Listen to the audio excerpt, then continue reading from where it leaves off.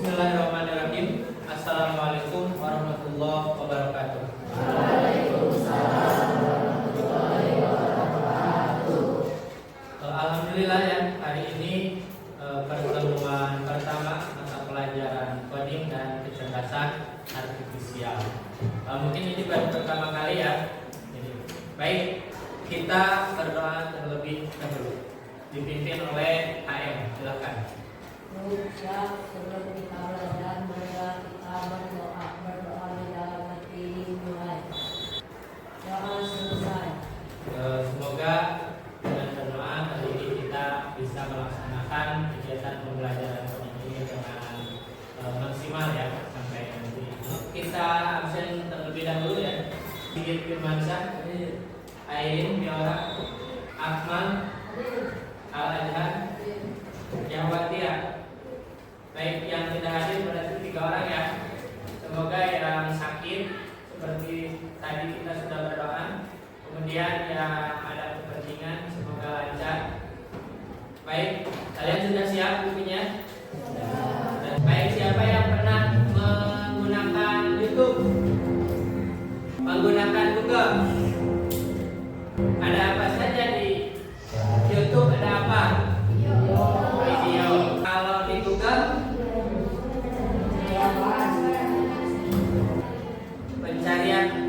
Pencarian apa? Gambar termasuk tadi juga YouTube ada di mana? Di Google ya. Jadi kalian sering melihat YouTube ya? Baik, ada video yang asli? Ada video yang palsu? Contoh yang asli?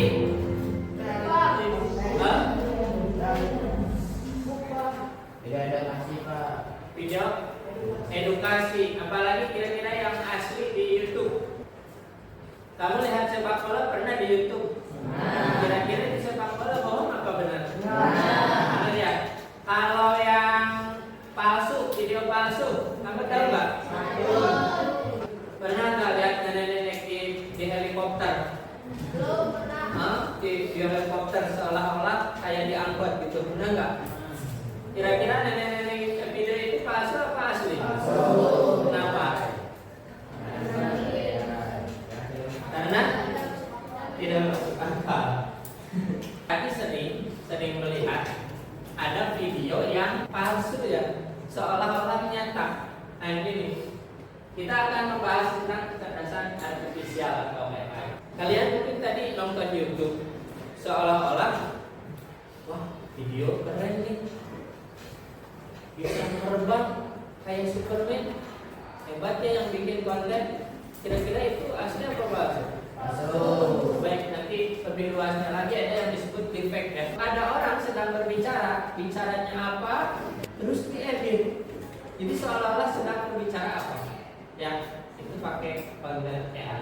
Baik, di sini sebentar Bapak jelaskan tentang konsep dasar kecerdasan artifisial atau AI. Apa yang tahu? AI tahu nggak artinya AI? Apa? Artifisial intelligence.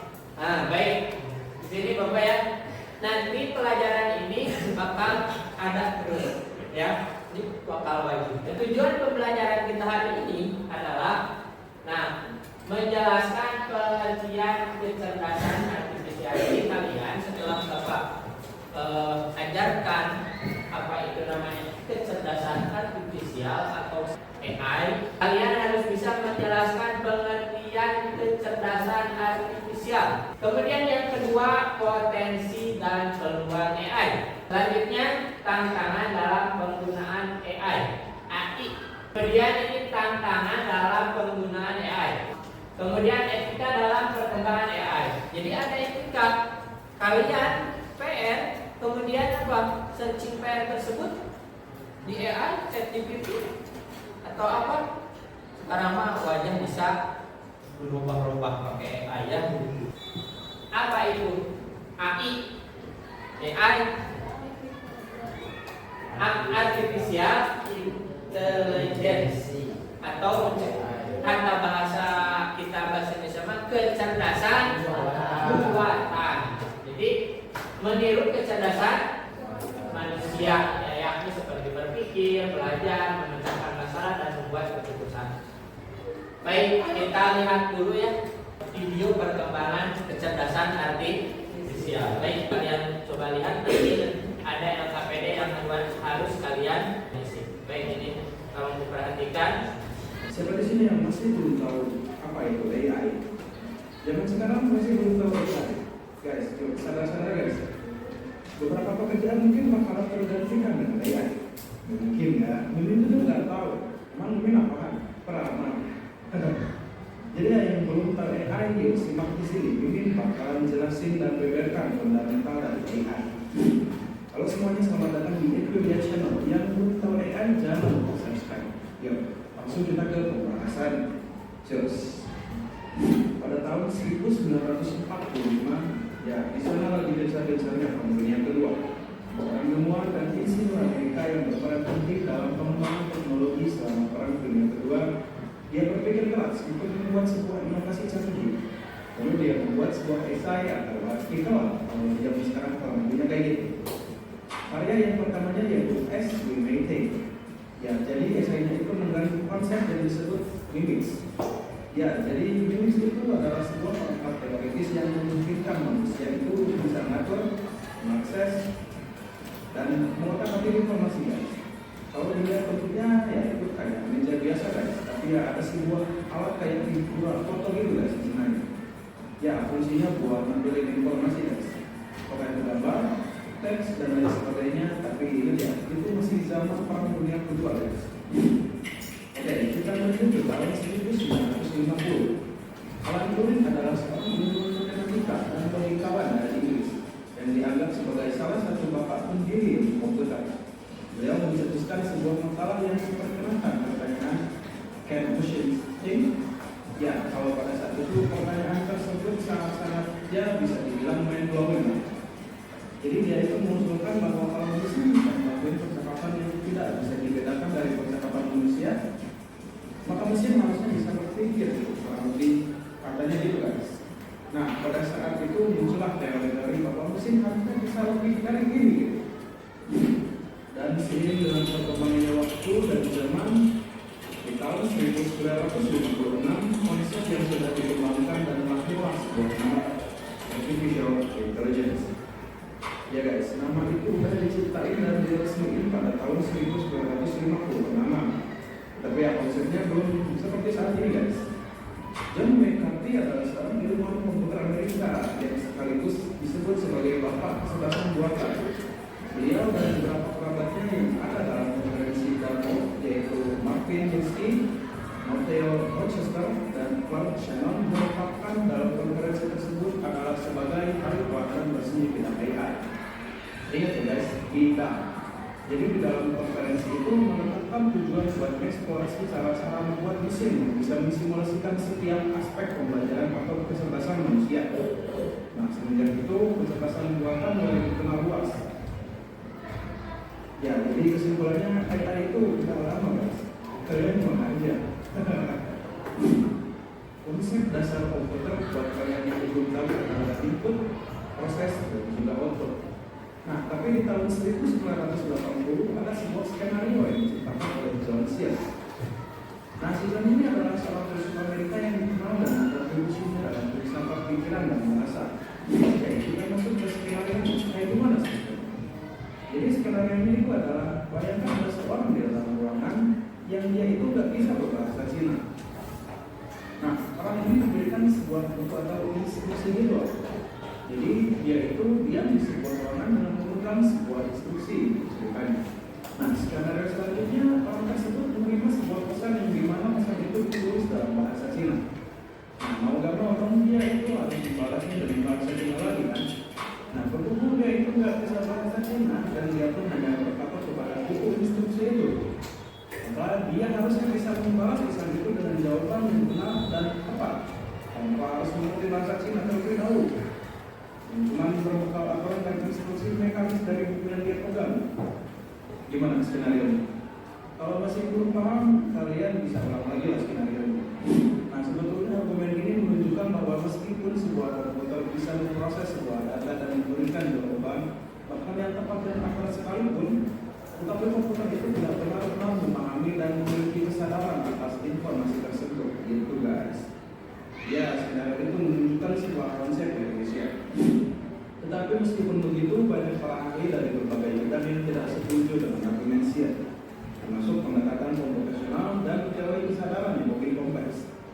meskipun argumen ini mempengaruhi perspektif publik tentang AI, kemajuan dan perkembangan AI terus berlanjut hingga sekarang. Tetapi dengan memperhatikan pemahaman yang lebih baik tentang potensi risiko dari masa ini. Ya, jadi sebetulnya di zaman itu pun orang-orang itu udah mikir gimana itu ke depannya kalau memang mesin ini benar-benar ada ya. Baik, itulah kira-kira selintas sejarah tentang kecerdasan buatan.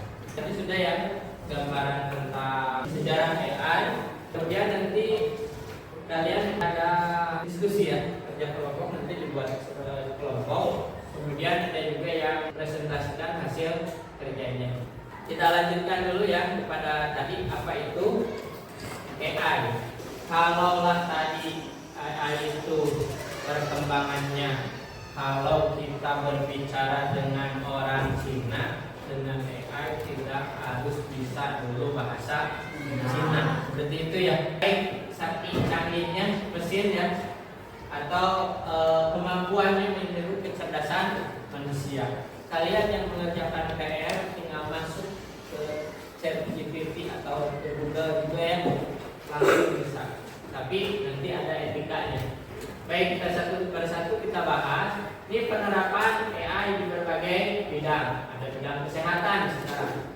Diagnosis penyakit dan operasi presisi itu menggunakan AI. Kemudian kedua apalagi nih, bidang pendidikan, pembelajaran adaptif dan belajar digital. Ya. Sekarang contoh pembelajaran di kelas mungkin hanya beberapa persen. Di rumah kalian bisa mengeksplorasi atau mempelajari apapun, baik dari Google atau dari AI, GPT ya, chatbot GPT. Apalagi yang pernah kalian gunakan AI. Kemudian bidang transportasi, mobil otonom dan navigasi cerdas. Nanti di luar negeri sudah ada mobil tanpa pengemudi. Di Indonesia sudah ada? Sudah. Paling beberapa yang paling perusahaan juga mungkin belum sepenuhnya. Mobilnya berangkat, orangnya di ruangan. Segala sesuatu di jalan, pemberhentian jalan diatur di ruangan. Itu saking canggih. Kemudian di bisnis. Nah, di bisnis ada banyak bidang bisnis, analisis konsumen. Sekarang canggih-canggih. Kita tinggal dulu, kita punya uang, nggak usah punya uang apa tunai, langsung bayar pakai apa itu yang ini QRIS ya. Pokoknya serba canggih. Nah, kalian silakan kalau bisa kembangkan di bisnis, di pendidikan maju, di bisnis oke ya. Siapa tahu kalian nanti kedepannya mungkin ahli di bidang kesehatan atau di bidang transportasi. Kalau jadi guru nih harus juga sekarang menguasai AI. Kalian yang pelajar saja harus bisa, apalagi gurunya. Ya, nanti sama-sama belajar. Apa itu di bidang pendidikan itu penerapan AI bisa. Termasuk kalian ya, banyak yang menggunakan AI. Mau merubah wajah di aplikasi bisa, tapi di dunia nyata bisa nggak? Nah, peluang dari adanya AI. Satu, efisiensi dan otomatisasi. Bayarnya juga pakai QRIS, Google, atau pakai apa namanya? Dana ya, juga transfer. Muncullah si anak tukang paket. Gampang ya sekarang. Inovasi produk dan layanan. Ini kalau inovasi produk kalian harus punya dulu produk yang bisa menggunakan nanti AI. Selanjutnya akses informasi lebih cepat. Bayangkan saja kejadian di Jakarta dalam hitungan detik sudah ada di sini dan akses informasi lebih cepat. Jadi sesuatu kamu searching, browsing, googling sekarang sudah bisa, sudah lebih cepat. Kemudian peningkatan keamanan cyber ya. Ini untuk keamanan. Pernah nggak ada akun kalian yang dibajak? WA kalian yang dibajak? Nah, ini pakai keamanan cyber. Selain tadi penuh dengan kecanggihan. Nih, ini juga tantangan dan risiko AI. Ada pengangguran teknologi salah satunya. Jadi tenaga manusia, pikiran manusia sekarang sudah diganti dengan mesin. Otomatis banyak yang nganggur. Akibat pengangguran jadi pengangguran gara-gara. Kemudian keamanan data dan privasi. Tadi terjadinya pembobolan data di bank. Kemudian privasi kita terbongkar, mudah terbongkar. Kemudian bias dan diskriminasi algoritma. Ini bias itu kalau kami menggunakan statistik contohnya, jawaban itu 2 kali ditanyakan jawabannya pasti beda. Nah itu bias, jadi ada ketidakpastian. Diskriminasi algoritma juga. Kemudian ketergantungan teknologi. Nah bagi kalian yang suka ngerjain PR pakai ChatGPT, pikiran kita terprovokasi oleh ChatGPT. Karena adanya teknologi sehingga kita kecanduan ChatGPT. Karena sudah menggunakan ChatGPT, jawaban PR ada di sana, kalian terus sehingga perpustakaan, buku-buku dibiarkan. Jadi ada ketergantungan. Nah ini resiko ya, sudah beralih. Apalagi nanti mungkin ketika kalian keluar SMA, kalau tidak melanjutkan pasti cari kerja. Tadi itu tuh ada pengangguran teknologi. Kenapa? Pengangguran teknologi. Mungkin cari kerja susah karena sudah diganti oleh mesin. Kalau mesin itu tidak pernah mengeluh. Ada laptop nggak yang ngeluh? Dipakai dari pagi sampai malam, sampai pagi lagi, ada nggak yang ngeluh? HP kamu ngeluh nggak? Paling nge-lag ya. Jadi teknologi itu satu kelebihannya tidak ngeluh. Ya, tidak ada keluhan. Manusia harus dibayar. Mesin ya, tapi bayar listrik, cas, pulsa dan sebagainya. Sama seperti, tapi lebih efisien. Ada kata efisiensi. Ya, tadi ya ada kata efisiensi. Baik, ini etika dan regulasi. Etika dalam AI harus digunakan untuk kebaikan bersama. Yang baik bisa dipertahankan, tapi harus untuk Kemudian perlindungan terhadap hak asasi manusia. Kan tadi privasi kita susah ya, keamanan dan privasi itu susah. Ya, dalam beretika, etika dalam AI, perlindungan terhadap hak asasi manusia.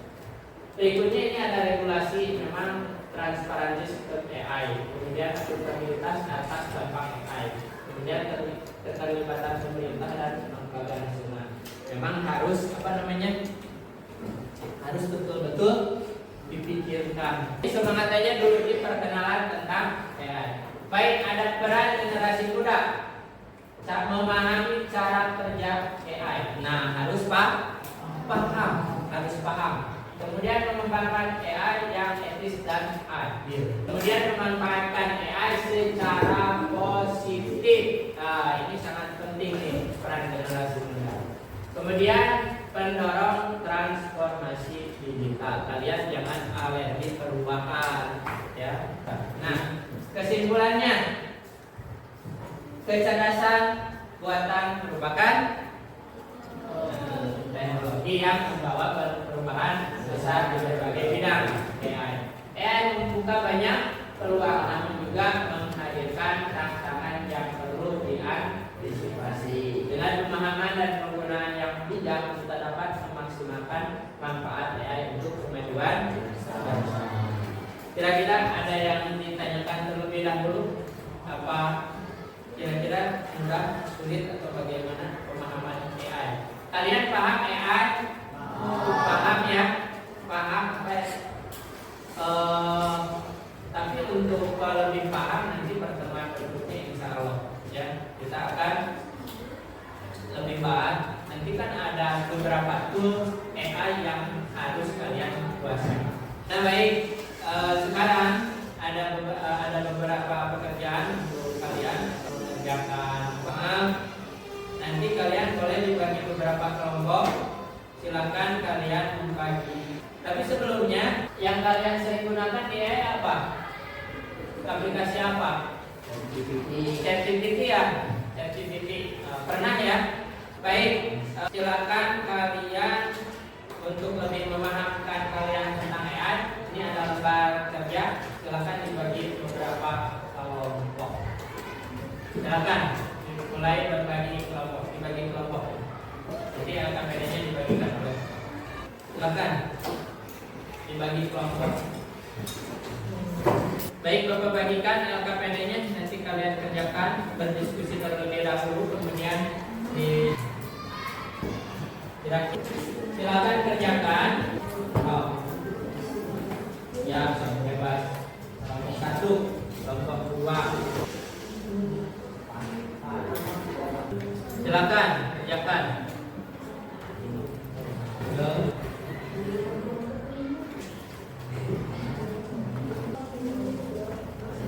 Berpikir semuanya, berpikir.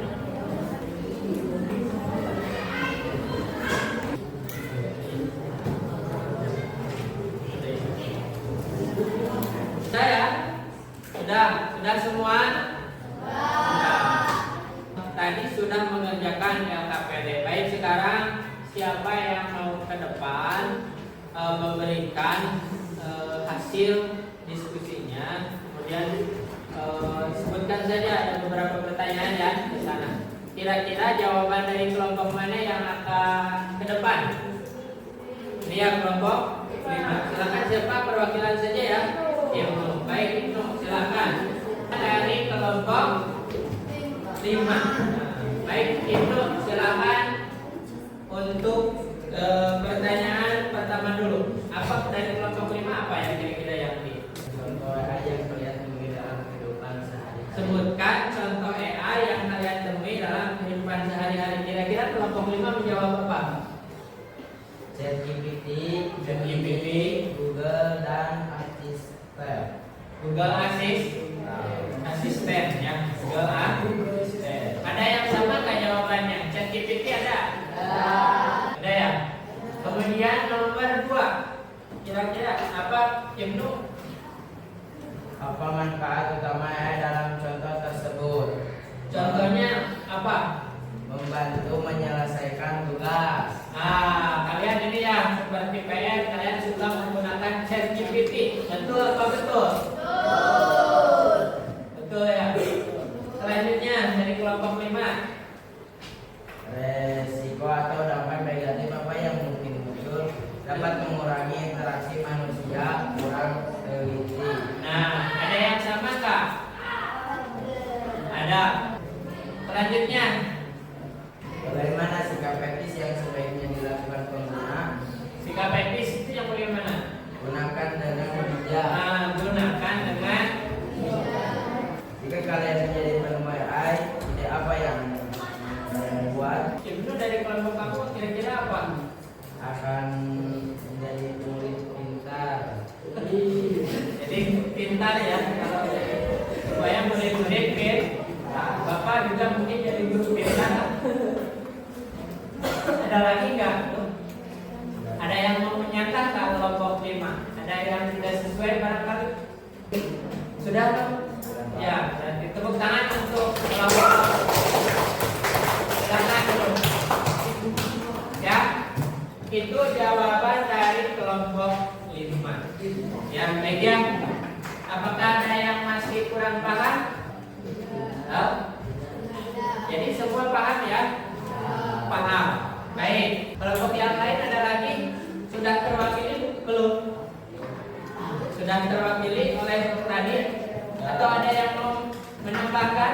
Sudah dipresentasikan atau sudah ke depan yang jawaban dari kelompok 5. Nah, nanti untuk kedepannya sesi diskusi, jawab kemudian presentasi, harus ada yang menambahkan atau bahkan bisa juga mengurangi. Tapi tergantung. Karena ini awal ya pembelajaran coding pertama. Jadi mohon di rumah atau di mana sekarang silakan mau googling mau apa, perbaharuilah pengetahuan kalian tentang AI.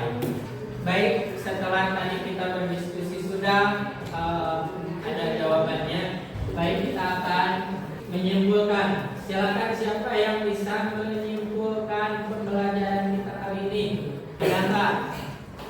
Gimana itu bisa mengetahui kodim dan juga tahu sejarah AI tadi ya, betul. Kemudian ada lagi, jadi menggunakan AI lebih bijak ya, menggunakan AI-nya lebih adil. Dan juga kehati-hatian nanti kalau kamu menggunakan AI, sebab data kamu bisa saja dicomot ya, dicomot ke batu. Baik, di sini kita simpulkan bareng-bareng dari apa yang dinamakan dengan kecerdasan buatan AI.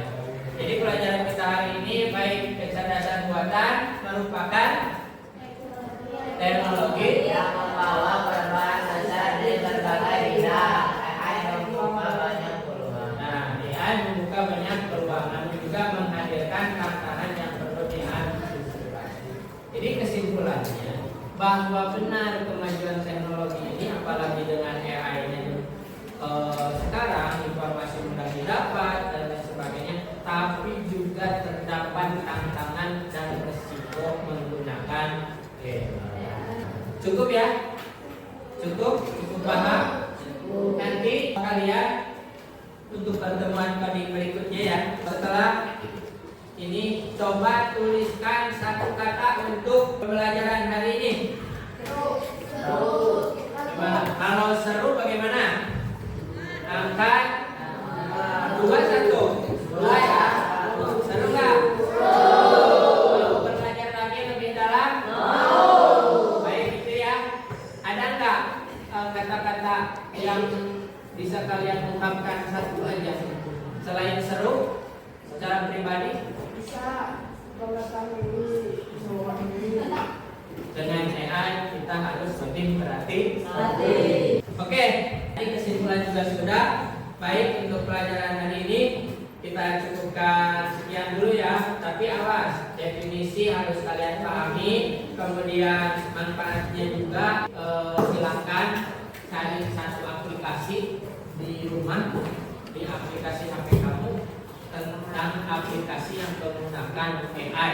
Ya, tugasnya satu yaitu mencari aplikasi yang menggunakan AI. Pertemuan nanti kita akan membahas tentang keseruan bagaimana menggunakan tool AI, kecerdasan ya. Jadi ada beberapa yang bisa digunakan. Kalau ini secara umum kita hari ini, nanti pelajaran berikutnya mungkin membahas ChatGPT dulu atau Google Assistant ya. Ada juga di Google itu Gemini ya. Baik, nanti mungkin pelajaran selanjutnya seperti itu. Kalau dikerjakan tugasnya di rumah, cari aplikasi. Nanti kita boleh bawa HP ya, kita bawa HP. Nanti suatu hari pelajaran ini lagi kita bawa HP.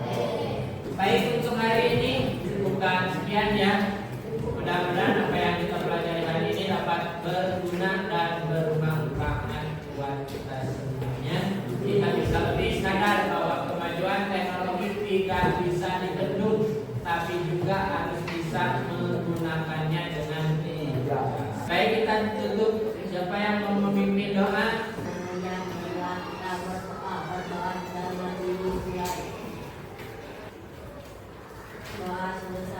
Baik, semoga membawa perubahan yang signifikan kepada pendidikan kita ya. Demikian, mohon maaf apabila ada yang berlebih atau kurang dari Bapak tentang pelajaran coding hari ini. Mohon dimaafkan. Sekian, terima kasih. Sampai bertemu di pelajaran coding berikutnya. Wassalamualaikum warahmatullahi wabarakatuh.